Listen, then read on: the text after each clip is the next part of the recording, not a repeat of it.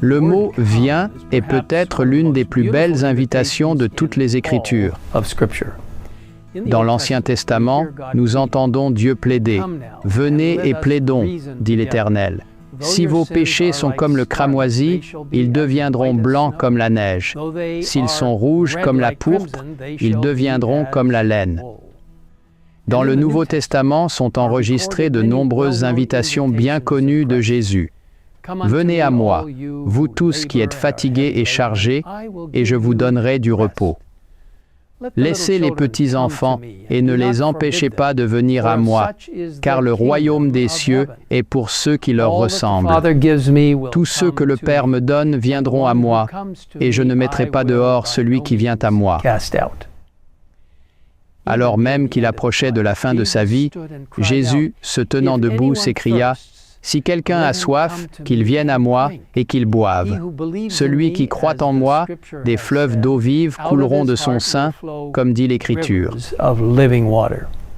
Notre Dieu est un Dieu qui invite, il ne force ni ne demande, mais invite sincèrement et chaleureusement. L'une des invitations les plus profondes dans les Écritures se trouve probablement en Apocalypse 22, 17, « Et l'Esprit et l'Épouse disent « Viens », et que celui qui entend dise « Viens », et que celui qui a soif vienne, que celui qui veut prenne de l'eau de la vie gratuitement.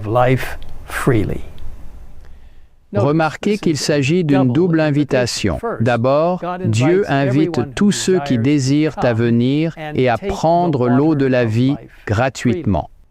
La deuxième partie de l'invitation s'adresse à ceux qui entendent et écoutent l'appel de Dieu, les encourageant à inviter les autres à venir à Christ. La Bible contient de nombreux exemples de Dieu travaillant à travers des personnes pour appeler les autres à lui. Dans l'Ancien Testament, le psalmiste déclare « Venez, prosternons-nous et humilions-nous, fléchissons le genou devant l'Éternel, notre Créateur, car il est notre Dieu, et nous sommes le peuple de son pâturage, le troupeau que sa main conduit. Oh, si vous pouviez écouter aujourd'hui sa voix. » Dans le Nouveau Testament, lorsque Jésus invite Philippe à le suivre, ce dernier répond à l'appel et invite immédiatement son ami Nathanaël à rencontrer le Sauveur. Lorsque Nathanaël apprend que Jésus vient de Nazareth, il s'exclame « Peut-il venir de Nazareth quelque chose de bon ?» Plutôt que de discuter, Philippe invite « Viens et vois ». Dieu a de riches bénédictions en réserve pour ceux qui invitent les autres à apprendre de lui. En incitant un membre d'Église à sauver des âmes, Ellen White a écrit « Vous avez le privilège de témoigner pour Jésus et de défendre sa vérité où que vous soyez.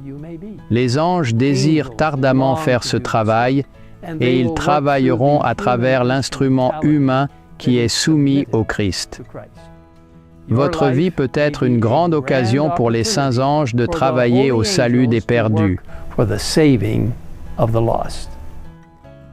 Des dizaines de milliers d'adventistes du 7e jour à travers le monde répondent à l'appel à s'engager dans l'initiative « Implication totale du membre global » et dans les prochaines semaines, vous en entendrez davantage à leur sujet. Vous aussi êtes invités à faire partie de ce grand mouvement. C'est le moment de s'impliquer. Qui pouvez-vous inviter à venir et voir aujourd'hui?